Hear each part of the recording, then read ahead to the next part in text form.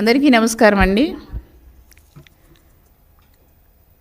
Polavaram project దేశానికే ఒక ఆదర్శవంతమైనటువంటి project. ఆంధ్రుల జీవనాడి పోలవరం. స్వాతంత్రం వచ్చినప్పటి నుంచి కూడా పోలవరం ప్రాజెక్టు పూర్తవటం అనేది ఒక కలగానే మిగిలిపోతూ వస్తుంది.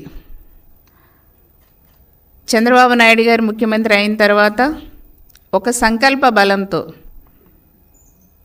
ఒక కృషితో, ఒక కంకణం కట్టుకుని ఎట్లా అయినా సరే పోలవరం ప్రాజెక్ట్ని పూర్తి చేసి జాతికి అంకితం చేయాలి అనే ఒక మంచి ఆలోచనతో, దృఢ నిశ్చయంతో ముందుకు వెళ్తున్న విషయం ప్రజలందరికీ కూడా తెలుసు.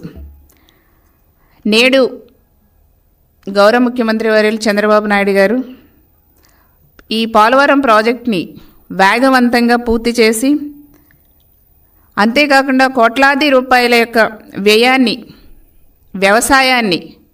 కోట్లాది రూపాయల వ్యవసాయాన్ని కాపాడేందుకు చాలా కృషి చేస్తున్నారు. అంతేకాకుండా చివరి ఆయకట్టు వరకు కూడా నీరందించాలని ఒక లక్ష్యంతో ఈ రోజున కూటమి ప్రభుత్వం ముందుకెళ్తున్న విషయాన్ని కూడా ప్రజలకు తెలియజేస్తున్నాం.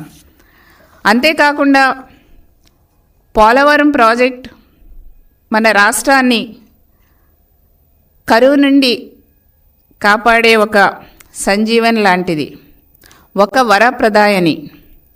సో అట్లాంటి పోలవరం ప్రాజెక్ట్ని కట్టడం అనేది ఆషామాషి విషయం కాదండి. అది ఒక చిత్తశుద్ధి ఉన్న నాయకుడికి మాత్రమే ఆ విషయం తెలుస్తుంది, ఆ విలువ తెలుస్తుంది. ఆ చిత్తశుద్ధి ఉన్నటువంటి నాయకుడే మన గౌరవ ముఖ్యమంత్రి చంద్రబాబు నాయుడు గారు. ఈ ప్రాజెక్ట్ని సకాలంలో పూర్తి చేసి రైతులకి అండగా ఉండేందుకు ప్రభుత్వ యంత్రాంగం డే అండ్ నైట్ చాలా పనిచేస్తున్న విషయాన్ని కూడా, బాగా పనిచేస్తున్న విషయాన్ని కూడా నేను ప్రజలకు తెలియజేస్తున్నా. మరి గత 5 సంవత్సరాల్లో మనం చూసాం, వైసీపీ హయాంలో పోలవరం ప్రాజెక్ట్ని ఎంత నిర్లక్ష్యం చేశారో, ఎంత పడకేసేశారో, వెనక్కి తీసుకెళ్లారో ప్రజలందరూ కూడా చూశారు. మరి ఈ రోజున 2024లో మళ్ళా కూటమి ప్రభుత్వం వచ్చిన తర్వాత జెట్ స్పీడ్తో పోలవరం పనులన్నీ కూడా ముందుకి వెళ్తున్న విషయాన్ని కూడా నేను ప్రజలందరికీ కూడా తెలియజేస్తున్నానండి. మరి అంతేకాకుండా మరి గత 5 ఏళ్ళు 2019 నుంచి 24 వరకు కూడా వైసీపీ గవర్నమెంట్లో పోలవరం ప్రాజెక్ట్ని చాలా నిర్లక్ష్యం చేసిన విషయం ప్రజలందరికీ కూడా తెలుసు.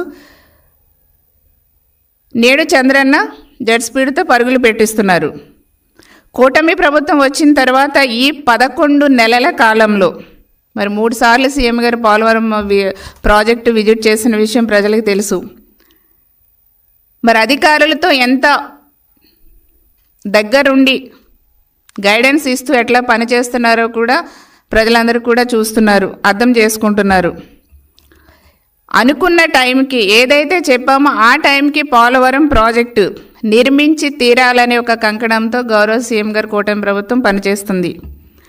2014-19 సంవత్సర కాలంలో మరి సాగునీటి రంగానికి దాదాపు 68,000 కోట్ల రూపాయలు ఖర్చు చేశాం గౌరవ ముఖ్యమంత్రి చంద్రబాబు నాయుడు గారు ఆనాడు. మరి అందులో పోలవరానికి 11,762 కోట్లు ఖర్చు చేసి 2014-19 చంద్రబాబు నాయుడు గారు ముఖ్యమంత్రిగా ఉండగా 72% పనులు పూర్తి చేశాం. 2020 జూన్ నాటికి మిగతా పనులు కూడా పూర్తి చేసేసి ప్రజలకు అంకితం చేయాలి పోలవరం ప్రాజెక్ట్ని అనేసి గౌరవ చంద్రబాబు నాయుడు గారు ఆనాడు ముఖ్యమంత్రిగా ఉండగా అనుకోవటం జరిగింది. తర్వాత వైసీపీ గవర్నమెంట్ వచ్చింది, అధికారంలోకి వచ్చిన తర్వాత ఈ జగన్మోహన్ రెడ్డి గారు ఈ సాగునీటి ప్రాజెక్టులన్నీ కూడా, ఇరిగేషన్ ప్రాజెక్ట్స్ అన్నీ కూడా పడకేయించేశారు. ఎక్కడా కూడా వర్క్ చేయకుండా నిర్లక్ష్యం వహించారు. అది ప్రజలందరూ కూడా గమనించారు. అంతేకాకుండా అధికారంలోకి వచ్చినటువంటి జగన్మోహన్ రెడ్డి గారి యొక్క గవర్నమెంటు రివర్స్ టెండరింగ్ పేరుతో రాష్ట్రాన్ని దోచేశారు, అంధకారం చేశారు. దాదాపుగా 25,000 కోట్ల నష్టాన్ని మన రాష్ట్ర ప్రజల మీద పడేసి వాళ్ళు వెళ్ళిపోయారు. 5 ఏళ్ల పాలనలో కేవలం 4,000 కోట్లు మాత్రమే ఖర్చు చేశారు. కేవలం వాళ్ళు 5 ఏళ్ల పాలనలో 3% మాత్రమే వర్క్స్ చేశారు. అది కూడా మరి వాళ్ళ మంత్రులు, కానీ 2 మంత్రులు చేశారు వాళ్ళ గవర్నమెంట్లో.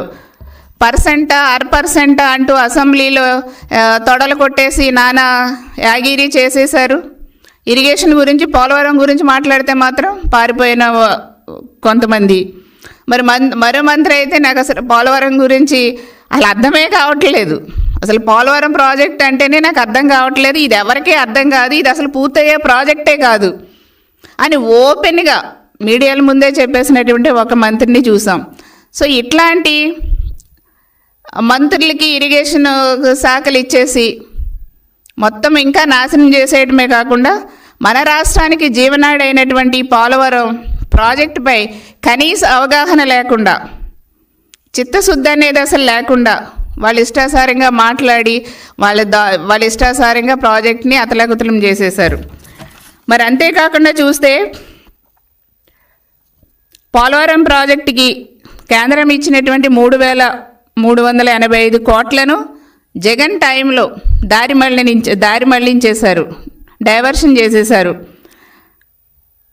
దాదాపు 25,000 కోట్ల మేర రివర్స్ టెండరింగ్ పేరుతో నష్టాన్ని ప్రజలకి, మన ఆంధ్రప్రదేశ్ ప్రజలకి మిగిల్చి వెళ్ళిపోయారు. ఈ వైసీపీ వలన ఈ పోలవరం నిర్మాణంలో నిర్లక్ష్యము, జాప్యమే కాకుండా రైతులకి అంటే 45,000 కోట్ల మేర పంట నష్టం జరిగిందండి. 45,000 కోట్ల మేర పంట నష్టం జరిగింది ఈ వైసీపీ టైంలో వాళ్ళ నిర్లక్ష్యం వల్ల. మరి కనీస అవగాహన లేకుండా సీఎం గారి నుంచి ఆనాడు వైసీపీలో ఉన్నటువంటి మంత్రులందరూ కూడా ఇష్టారాజ్యంగా పోలవరంతో చాలా నిర్లక్ష్యంగా వ్యవహరించిన విషయాన్ని కూడా నేను ఒకసారి ప్రజలందరికీ కూడా గుర్తు చేస్తున్నాను, తెలియజేస్తున్నా. మరి నేడు కూటమి ప్రభుత్వం వచ్చిన తర్వాత రావటమే పోలవరం మీద దృష్టి పెట్టి పోలవరం పనులన్నీ కూడా అత్యంత నాణ్యతతో, క్వాలిటీతో పనులు చేపిస్తూ డే అండ్ నైట్ కూడా పనిచేస్తూ మరి జెట్ స్పీడ్తో పరుగులు పెట్టిస్తున్న విషయాన్ని కూడా ప్రజలందరికీ తెలియజేస్తున్నాం. అంతేకాకుండా మనం కూటమి ప్రభుత్వం అధికారంలోకి వచ్చిన వెంటనే 12,157 కోట్ల రూపాయలు కేంద్రం ఇచ్చేలా చేసింది గౌరవ సీఎం చంద్రబాబు నాయుడు గారు. మరి గౌరవ సీఎం చంద్రబాబు నాయుడు గారి యొక్క కృషి వల్ల 12,157 కోట్ల రూపాయలు కేంద్రం మంజూరు చేసిన విషయాన్ని కూడా పోలవరం ప్రాజెక్టుకి సంబంధించి నేను ప్రజలందరికీ కూడా తెలియజేస్తున్నాం. మరి వైసీపీ నిర్లక్ష్యం వల్ల వాళ్ళ గవర్నమెంట్లో 2019 నుంచి 24 టైంలో మరి డయాఫ్రమ్ వాళ్ళు ఎట్లాగా కొట్టుకుపోయిందో ప్రజలందరూ కూడా చూశారు. దానివల్ల 990 కోట్ల రూపాయలు నష్టం జరిగింది. ఇప్పుడు 990 కోట్ల రూపాయలతో నూతన డయాఫ్రమ్ వాళ్ళు నిర్మాణ పనులు కూడా చేపట్టి క్వాలిటీతో ఆ పనులు కూడా శరవేగంగా చేపిస్తూ ముందుకు తీసుకెళ్తున్నారు గౌరవ సీఎం చంద్రబాబు నాయుడు గారు అనేసి కూడా తెలియజేస్తున్నానండి. మరి అంతేకాకుండా పోలవరం ప్రాజెక్టు వల్ల ఆ గ్రామాల నిర్వాసిత గ్రామాలని కూడా దగ్గరుండి వాళ్ళందరినీ కూడా రిక్వెస్ట్ చేసి వాళ్ళందరి యొక్క కన్సెంట్తో చక్కగా వాళ్ళందరినీ కూడా తీసుకొచ్చి మరి దాదాపు 26 కాలనీలు నిర్మించి 12,797 కుటుంబాలని మేము తరలించడం జరిగింది.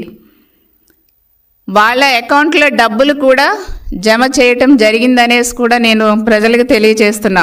వాళ్ళకి కావాల్సినటువంటి ఈ పోలవరం నిర్వాసిత ప్రజలు ఎవరైతే ఉన్నారో వాళ్ళకి కావాల్సినటువంటి మౌలిక సదుపాయాలన్నీ కూడా కల్పించిన విషయాన్ని, చంద్రబాబు నాయుడు గారు కల్పించినటువంటి విషయాన్ని కూడా నేను ప్రజలందరికీ కూడా తెలియజేస్తున్నాం.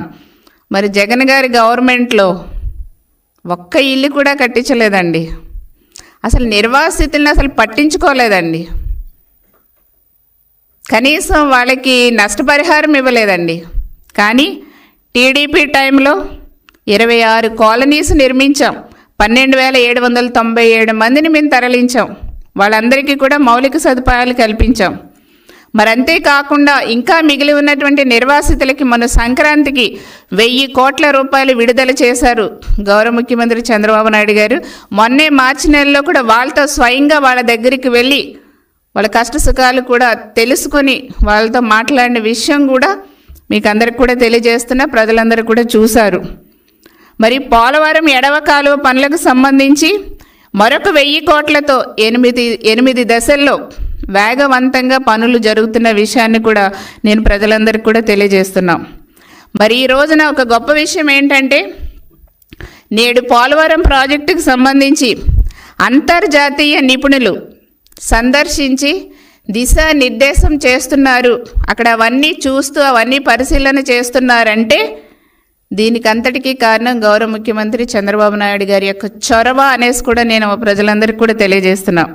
అంటే బాబు గారి యొక్క గౌరవ ముఖ్యమంత్రి చంద్రబాబు నాయుడు గారి యొక్క కృషి, పట్టుదల, సంకల్ప బలం, చిత్తశుద్ధి ఏ విధంగా ప్రజల పట్ల ఉందో, రాష్ట్ర భవిష్యత్తు పట్ల ఉందో, పోలవరం ప్రాజెక్టు పట్ల ఉందో అనేసి ఒకసారి ప్రజలందరూ కూడా అర్థం చేసుకోగలరనేసి కూడా నేను ఈ సందర్భంగా తెలియజేస్తున్నా.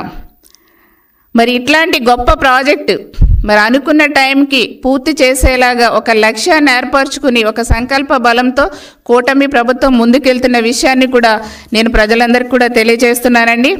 మరి ఈ 11 నెలల కాలంలో అద్భుతమైనటువంటి ప్రగతి నమోదైన విషయాన్ని కూడా నేను తెలియజేస్తున్నా. మరి నిర్వాసితులకి సకాలంలో సేవలు అందిస్తూ వాళ్ళ సమస్యలను పరిష్కరిస్తూ కూటమి ప్రభుత్వం ముందుకు వెళుతుంది. అనుకున్న టైంకి పోలవరం ప్రాజెక్టు పూర్తి చేసి చివరి ఆయకట్టు వరకు కూడా నీరు అందించటమే లక్ష్యంగా కూటమి ప్రభుత్వం పనిచేస్తుంది, ముందుకు వెళ్తుందనేసి నేను ఈ సభాముఖంగా తెలియజేస్తూ, మరి పోలవరానికి ప్రాజెక్టు పూర్తి చేసి రైతుల యొక్క కళ్ళల్లో ఆనందం చూడాలి, జాతికి అంకితం చేయాలని ఒక మంచి ఆలోచనతో గౌరవ ముఖ్యమంత్రి చంద్రబాబు నాయుడు గారు ముందుకు వెళ్తున్నారని కూడా నేను ఈ సభాముఖంగా తెలియజేస్తున్నాను.